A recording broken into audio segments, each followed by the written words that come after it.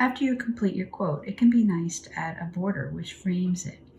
There's many ways that you can create really simple borders using the techniques you already know for the lettering. In this case, I like to draw a really light pencil line around my quote so I know where the border is going to go. Make it light so that you can easily erase it after you draw it over with the marker. You can pick the same color as your quote, or you can pick a contrasting color. So I'm actually going to use the pink here. I like to rotate the page as I do this so that I'm always going in a nice straight line in the same direction. So for this one, I'm just going to draw my line out and then do really simple loops, kind of off center. And then I'll rotate and I'll do the same thing in this direction.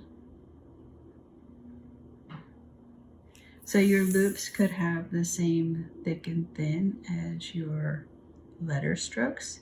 They could be monoline. You could even do them with faux calligraphy.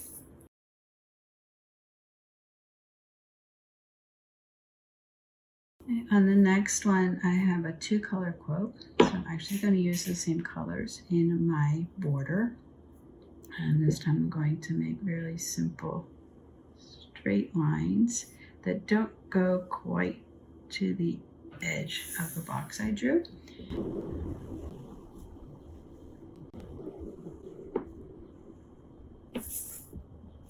Then I'm going to take the other color and make a little accent mark in each corner. Let's see, this one you can see better.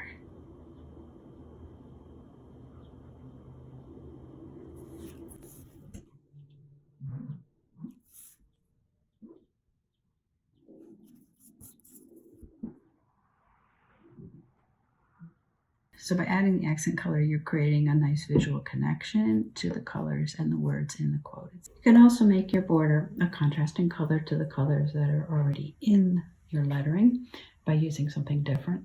So in this one, I'm going to make my border pink.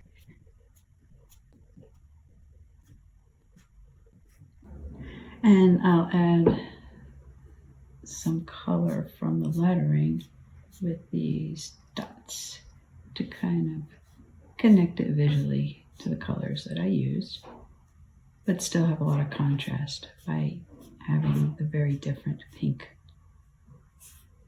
border. Your borders, like your letters, should really express your own personal style. They don't have to be perfect. They can have a lot of individuality and character. If you're interested in a really strong geometric line, you can use a ruler. Using a ruler, you can make a very traditional style picture frame. Another simple border is to just put a line on each side, and then you can put arrows or like arrow-like shapes on each end, and you can bring that also into the lettering as well.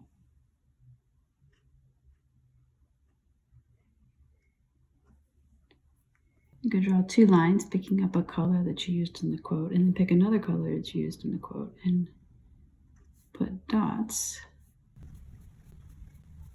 like that. So if you use 2 colors that you already have in the quote, it creates a nice visual connection between your border and your words. If you don't want a border all the way around your quote, you can leave white space areas and fill those in with other elements to give it more visual interest. If you sketch ahead, you can plan out where these elements go and then actually adjust your letters to fit around them. You can also use the white space between the lines. So in here,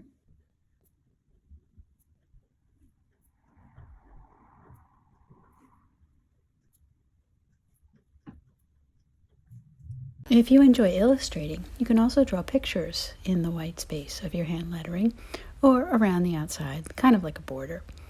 And you can even create a composition where your hand lettering is inside the picture.